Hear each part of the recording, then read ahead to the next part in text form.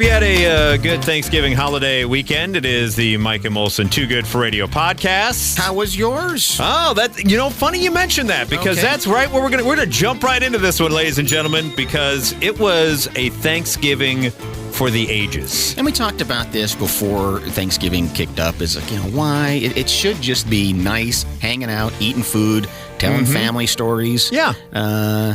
Watching some football. And it shouldn't be any more than that, but always something happens. Yes, and this actually happened the day before Thanksgiving. So we traveled on Wednesday.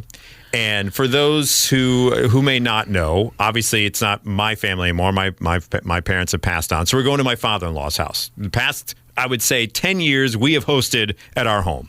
So it did feel weird not being in my house for Thanksgiving. Like just the whole thing of like not having to prepare stuff and not having to brine the turkey and all that. So that was already weird.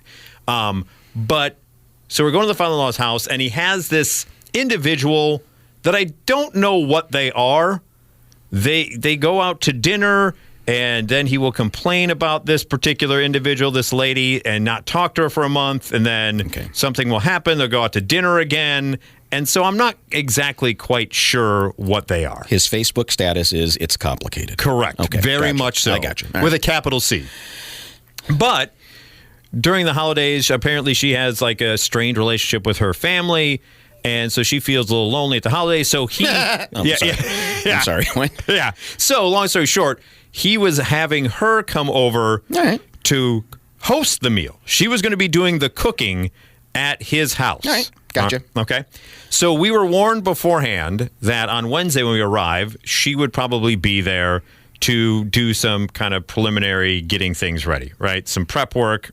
Understood. And right there tells me a lot that you had to be warned that she would be there. Correct. Kind of weird. Yeah. Kind of weird. A lot weird. Yeah, a lot weird. And it gets weirder.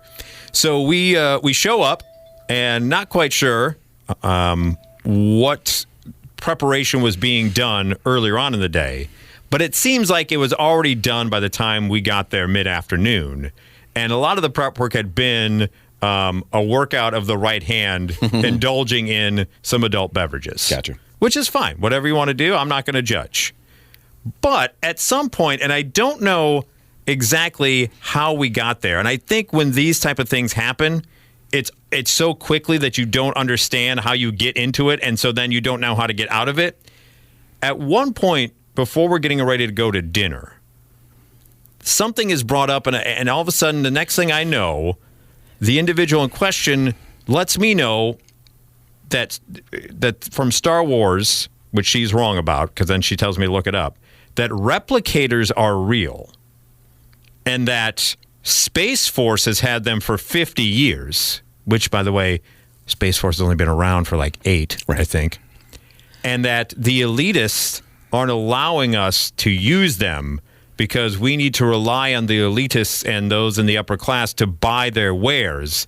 And if the replicators were real, if the replicators were real, we wouldn't need to continue to purchase things. Okay. All right, hang on. What the hell's a replicator, by the way? What is this? So then she tells me to look at I immediately go into, much like you, I start kind of grinning like I do when I hear something that's objectively ridiculous, and that then escalates things. And then I'm told to look it up. And so I look it up because she says Star Wars numerous times of replicators. And I'm like, there's no replicator. Like, I am a huge Star Wars fan. There's clones. Does she mean clone? Like, what is going on here? So I look it up. It's from Star Trek. Okay. And in Star Trek, what a replicator is, apparently you put something into this replicator, you hit a button, and it turns in whatever you need it to be. Oh. All right. So it's like, she's giving examples like, let's say you have a red dress. And you wear it once, and you at the end of the day, you fold it up, you put it in the replicator, and tomorrow you need a blue suit. And then the next day, it shoots out the blue suit. And they're real, and they've had them for years. They just don't share them with us. And, this... I'm like, to what end? Exactly. So I'm like, okay, that's a thing that's happening. So I'm trying to figure out how to get out of this tractor beam of conversation. So my first instinct... Oh, no, I would follow that one. Well, so my first instinct is it's Star Wars, not Star Trek, and I make that delineation, right? Yeah. And I'm like, well, they are. And I love that that's what you get hung up on, not the fact that her whole premise is bullshit. Right, exactly. It's like, hey, hang on a second. That did not happen in Star Wars. Exactly. That is a Gene Roddenberry creation, and I will let you know right here and now. George Lucas would never have that kind of ridiculous coming out of his stories. This is that Star Trek crap, and this is the kind of stuff I'm talking about. Yeah. So somehow, I say that, and then somehow I guess I counter with, well, we're replicating meat in labs. To then, that just sets off another beep, beep, beep, incoming crazy here, by the way. If we end up on QAnon sites, it's because of this particular portion of the podcast. Somehow that gets turned into, well, you know why Europe has banned all McDonald's, which I'm pretty sure they have. No. Plenty of McDonald's over there. Yeah, but according to this individual, Europe has banned McDonald's because did you know, Johnny, and our listening public, that McNuggets are made of baby meat. Oh. Children meat from China. And they only know this in Europe? Yes, they only know it in Europe. Because and that news hasn't crossed over the water to us? No, because there's no actual way to communicate back and forth. There aren't like international websites that you can see. It's just exactly. They only know over there, and we haven't heard it here. Yeah, they've cut off all communication. But this banana hat did. Yes, they know because their eyes in Europe, their eyes are open. There's so much more culture than us, so they know to stay away from the nuggets that are children baby meat from China. Mm-hmm. So at that point, I'm like, good Lord. Do you not? But again, do you not say, how are they harvesting that? How does that happen? Where do you get babies? Right, exactly. How is that a whole thing? Right? How is that a whole thing? And at some point, then it goes from that into how bad GMOs are for everybody, and like you need to be more organic, and like the replication stuff, and that comes back in the equation. So my wife, God bless her, goes in with the replicator thing. Goes, well, isn't the human body kind of a replicator then? She's like, like we grow back skin and and then she's like, no, I'm talking about organic replication. And my wife turns to me at that point and goes, there's nothing more organic than the human body to be.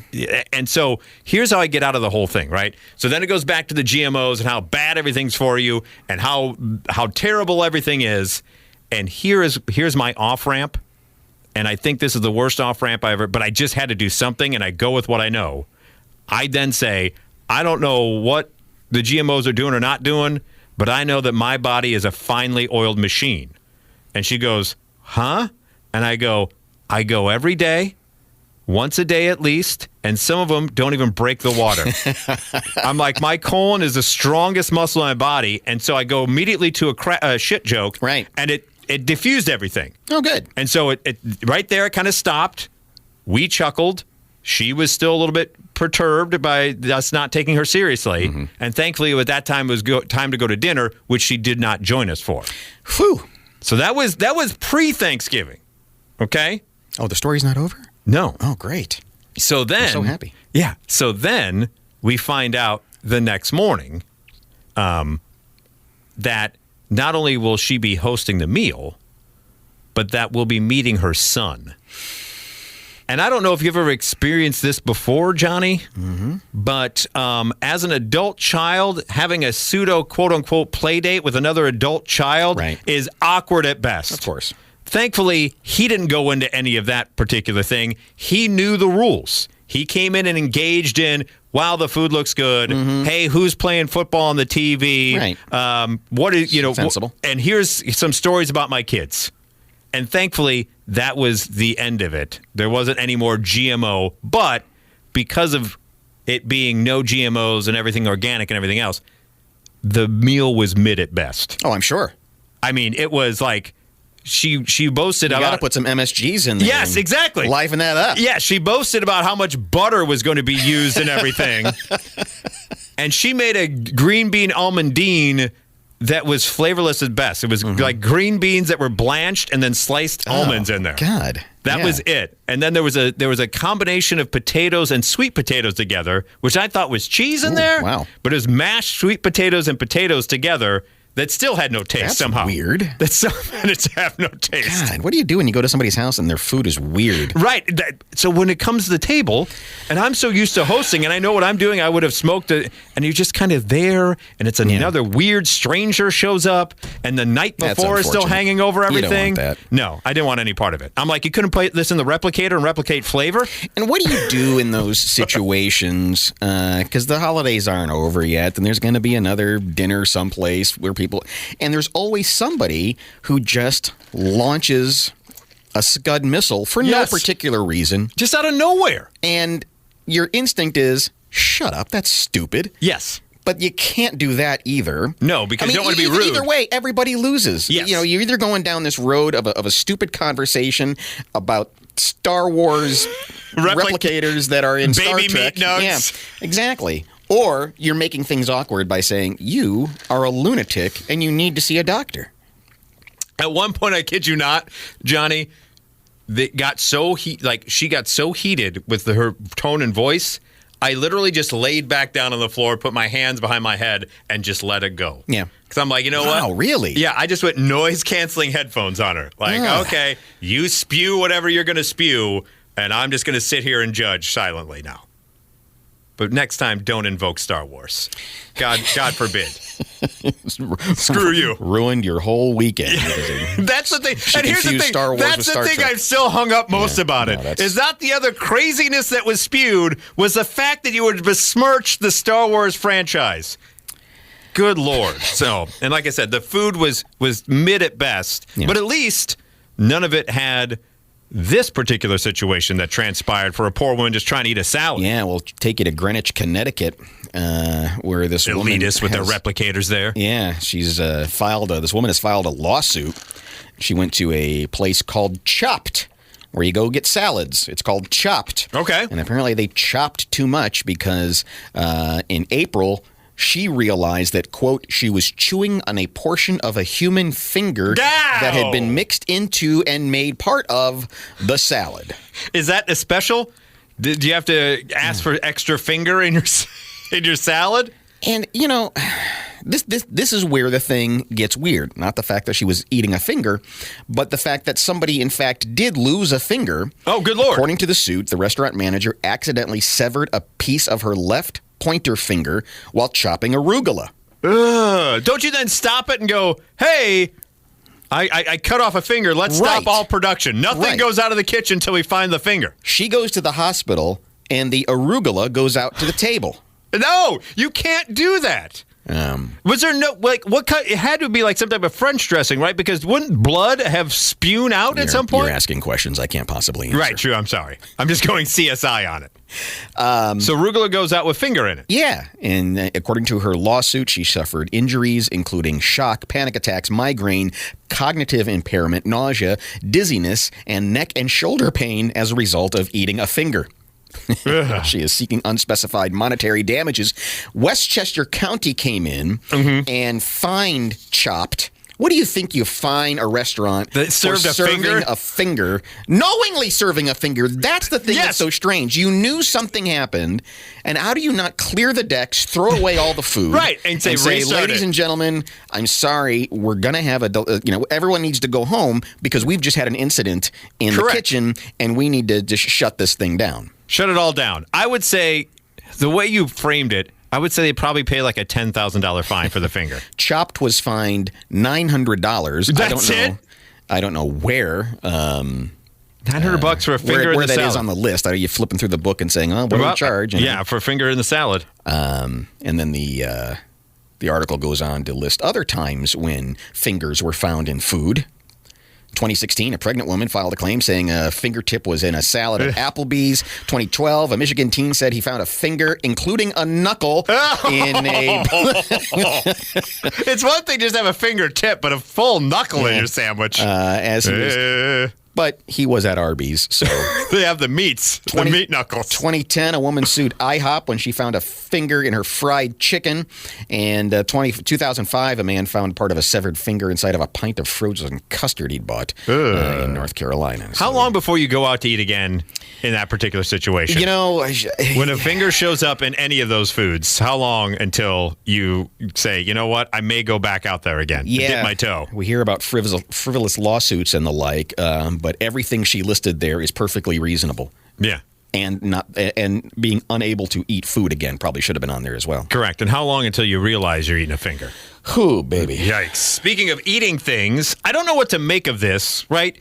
We're getting into the end of college football regular season. The bowl season's upon us, and we always joke about all the different bowls, like the Tax Slayer Bowl and the Weed Eater Bowl and everything else. Well, now Pop-Tarts has their own bowl. Do they? It's going to be the Pop-Tarts Bowl, going to be played December 28th down in good old Orlando, Florida. They made the announcement earlier this week that they're going to feature the first ever edible mascot. So they make the announcement that the winner of the game will celebrate by eating a very large toaster treat. Because why else would you make the mascot edible? So they say no word yet on what the flavor will be, but whoever gets to play in the Pop-Tart Bowl, not only do you get the prestige of playing on December 28th, but the winning team then gets to devour the mascot. Now, I don't know. I'm assuming the mascot is just going to be a giant Pop-Tart with a face. Yeah. And not actually going to be someone inside a costume. Oh, no. That's the way you have to do it. That's the way you have to bake a person inside of a Pop-Tart with their hands sticking out the side. The Pop-Tart runs around for all quarters of the game. Yes. And then the winning team just devour it. Eats the person out of the Pop-Tart because otherwise the person won't be able to get out. Okay. This is the way I would do it. Okay, I pick up what you're putting down. Yeah. So you don't eat the person. The person is baked into the Pop-Tart. The person, I don't know how you do this, but I'm telling you, there's no escape from the Pop-Tart. Right. It's running around. And then at the end of the game, to your point, you eat around the edges to where at the end, the person who is in the Pop-Tart costume emerges and thankful for their life. Right. Some poor actor, making $75 in his underwear is inside the Pop-Tart, and you got to get him out. I love that idea. That's my idea. I think that should be the idea, but I don't know how you work that into the pregame speech as a coach. We're going to go out there, we're going to win, we're going to get this, and at the end of the night, we're going to eat the mascot. Yeah! You make a brilliant point because that's not very enticing to want to win the game, is it? No. In fact, you want to throw the game. Correct. If you're down by 3 with 10 seconds left, you go, just let him score. Why? I don't want to eat the mascot. Can you Do you imagine? Want to eat the mascot? Yeah. It's like 2 minutes left in the fourth quarter, and it's 0-0, and both teams are just looking at each other. Nobody's moving. You're going to score? No, I don't want to score. You don't want to score? You catch the ball, and you just throw it off sides immediately. Give it to. They're handing off to the wrong team. Just please take it. Take it. Go the other way. Right. You throw it to the ref for no reason. It's just, I don't want to eat the pop. It's too cuddly and cute. I don't want to have to eat the pop. Eat the Pop-Tart. Yeah, this is not what I thought I was getting into. Oh, God. What a weird kind of fetish situation they have there at the Pop-Tart Bowl. This next segment brought to you by Nugenics. You know, you get yourself a bottle of Nugenics, and according to the commercials, of course, it boosts your man. Yeah, it has a man-boosting formula. Yeah, she'll like it, too. Just text. I don't know what else it does, but apparently, you are just ready to go. Yeah, text BOOST to 696969. And so you might be into this fetish that recently appeared in the Washington Post. All right. Does it involve the big hurt at all? It doesn't. Okay. But it's not something I think, we're both creative guys. I think we can come up with some pretty outlandish, insane things like, cooking an actor inside of a Pop-Tart. Yes. I don't think you would come up with this one, though. In the world of sexual fetishes, crossing the political aisle is the latest kink. Oh, yeah. Yeah, really sticking it to the libs. Yeah, Brought to you by Clay and Buck. And that's what's interesting is both sides of the political both sides are really into this. That is weird. I could not in a million years come up with this. I'd like to introduce you to Roxy Ray, lying on her pink bedspread. She is draped in her black teddy thigh-high stockings and leotard print stilettos. Okay. And we thought Brick Dollbanger last week was a weirdo. She turns to the camera and says, That looks like the view to persuade you to vote Republican for Daddy Trump. We both know you don't know what it's like to be the alpha. You're just a beta obeying everything I say. Pretty soon you'll be preaching and posting the Republican way all over your social media. Oh God! By the way, she'll be hosting a new Let's Talk show on WMAY. You can find her at the website Clips for Sale, an adult video sharing website. Okay. There are people who get turned on by the idea of having their political views mocked, usually, but not always, by members of the opposing political group. Liberals desire being dominated by conservatives and called pejoratives that imply they are weak and unintelligent, while conservatives want to be mocked for supporting Donald Trump, among other perceived transgressions, according to those. Look at you and your small hands and your terrible dance moves. There's a social networking site for people with fetishes called FetLife. Gotta get that FetLife. And there are at least a dozen. Not to be confused with MetLife. Right. No. How many people accidentally type that and like, this isn't insurance at all? Yeah, several. Yeah. There are at least a dozen subcategories of the kink, such as hot conservative girls who make liberals cry. At least 4. How is this a thing? I don't know. And given the choice between this and having the conversation from the Wednesday before Thanksgiving again, I would have that conversation 9 times out of 10. God, I can't even imagine being in a state of sexual arousal and having a political conversation. I mean, the two are so amazingly contrasting. Correct. I couldn't imagine. I mean, it's just like, where's the kink in this? Yes, in the throes of passion, be like, yeah, tell me how you're going to eliminate the debt. Build that wall. Ugh. Outside of FetLife, BDSM, that's bondage, discipline, dominance, and submission. The Washington Post had to clarify that. Yes, thank you, Washington Post. Sites cater to the taboo turn-on with such names as Triggered Liberal Snowflake. How is that a turn-on? Good Lord, where are we at in a society now that that's a thing? This started for this one woman, Roxy Ray, back in 2021, from a fan who sent her a note saying, one of the most difficult and humiliating sacrifices to make is to vote for a Republican candidate when you're a Democrat. If I were to surrender control of my vote to you, that would be the ultimate sacrifice. She charges $150 for a 5-minute custom video. 5 minutes, $150 of her humiliating you. How are we not in on this thing? Yeah. A lot of the content was liberals submitting to conservative Republicans or MAGA types being red-pilled into supporting and worshiping Donald Trump. Only him, I think, could bring about this whole thing. Yeah, this guy. No, I mean, and what's interesting is the article goes on to say this has been going on for a long time. Oh, before that? Yeah. Okay. This guy works in the auto insurance industry, spoke on the condition of anonymity because he fears his family finding out about his fetish. He said he got turned on, and it surprised him. Before the Trump era started, it ever once thought about politics as being sexualized. Domination from a political party and an ideology that I can't tolerate made it way more of a turn on. He liked the fantasy of a dominant man stealing his wife from him. Yeah. Okay. He says, everybody's got their own thing, I guess. But he said, I'm very, very, very, very much a liberal, and if my friends or family had any clue, they would be shocked. Of all the porn I partake in, when you start a sentence like that, you may be watching too much. Tells me you've got a filing cabinet, and it's all. What do you say? Of all of I've watched. Yeah. He said, of all the porn I partake in, I would be the most ashamed and embarrassed if someone were to find this. You should be. Yes, you should definitely be. And should never start a sentence with, of all the porn I partake in, this would be the most. I only can imagine what else is in that guy's actual collection. Yeah. Like if he's gone. This is the one. Not only that, if he's gone to this extreme, that he's already gone through so many other weird ones that he's settled on this being the most embarrassing. Mm-hmm. 60-year-old man known by his fetish persona, Master Black Satyr Dragon Wolf. What? Unexpectedly became a fetish dominant when a 22-year-old straight identifying college student responded to his Craigslist ad. That's still a thing? People still respond to those? Yeah, this was back in the day. Yeah. Okay, yeah. So it's been going on for a while. My bad. He said, the student said, I wanted to be punished by a person of color because I voted for Donald Trump. Okay. He felt guilty. He felt like being punished would make amends.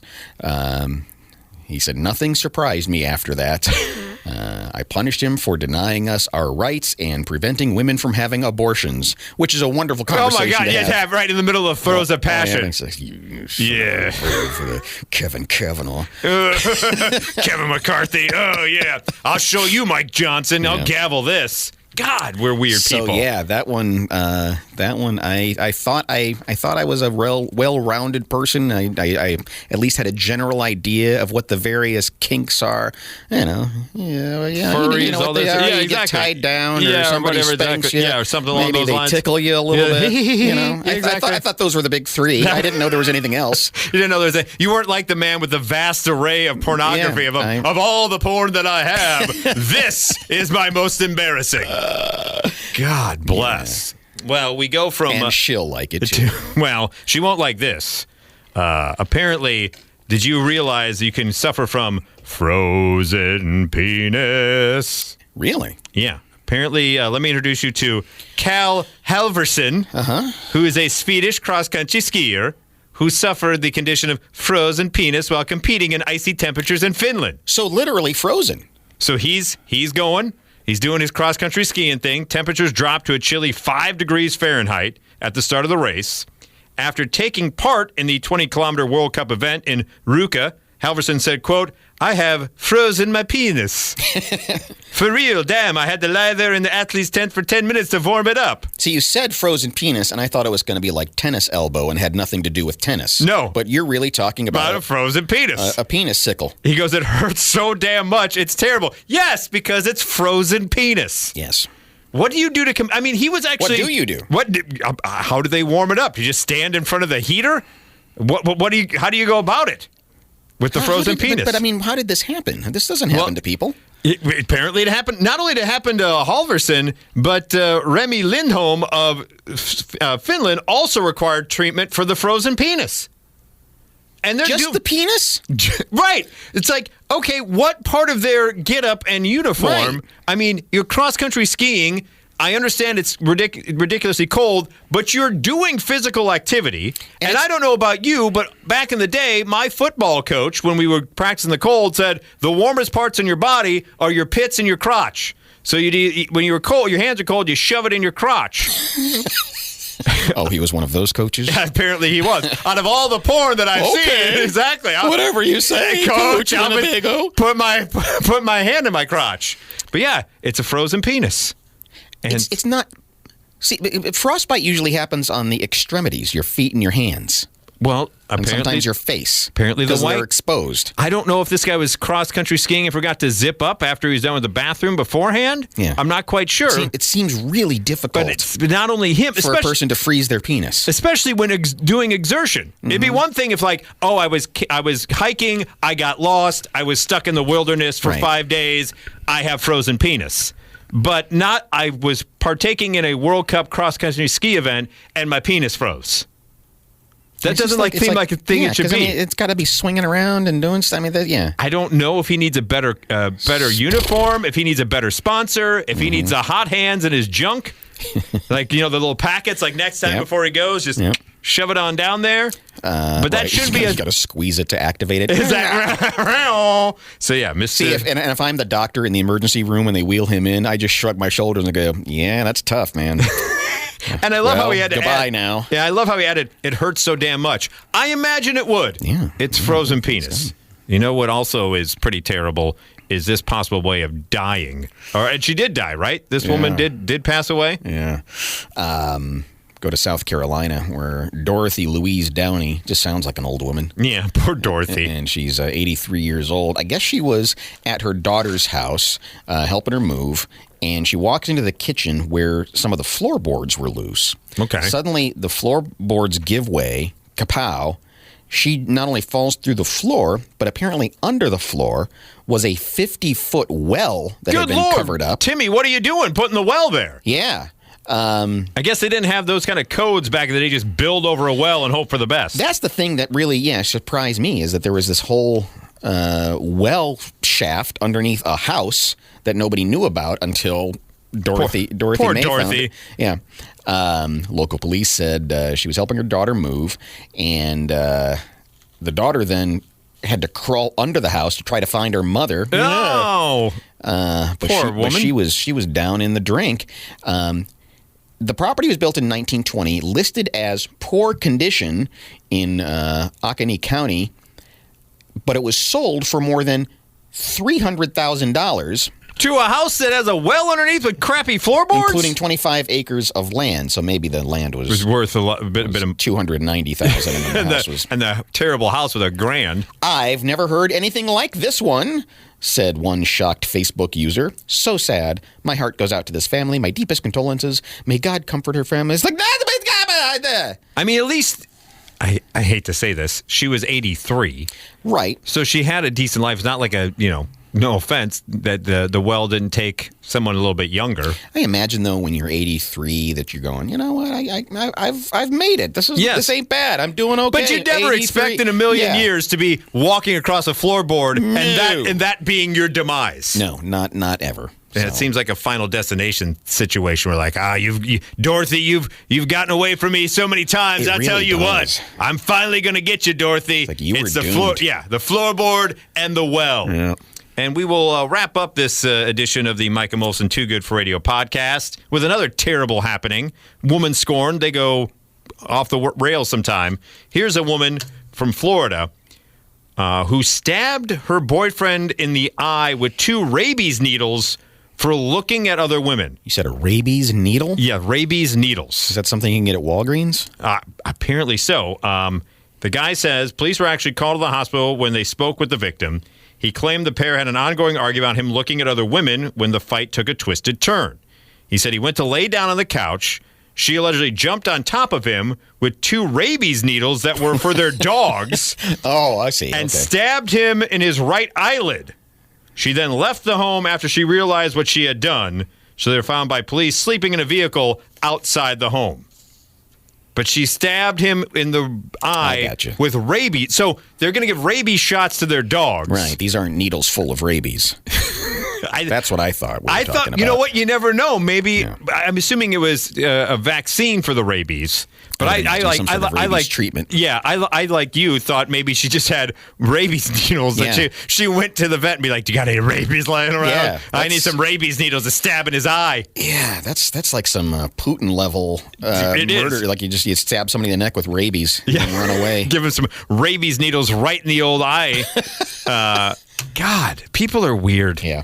I think that's what we've found out by the end of this particular podcast is people are just weird. With the replication and their weird fetishes and their rabies needles, just try to be a little normal. Yeah, listen, you got more holiday events coming up over the next handful of weeks, so just prepare yourself. If somebody takes you down that road, just get ready to follow them and make life miserable for them because they don't deserve your energy and attention. And mark your calendar for December 28th as we'll all have a group watch of the Pop-Tart Bowl where the winning team, we'll see if a team actually wants to win it, and if so, watch them devour the mascot. Do you think they should, I made a quick point, do you think they should also bring that into the Olympics? Because the Olympics already have a mascot, so like make it a giant cupcake, and besides a gold medal, you just get part of whatever, the cupcake. And these are things I would watch on television. Yes, definitely so. And what I would listen to is this podcast, and don't forget, she'll like it too.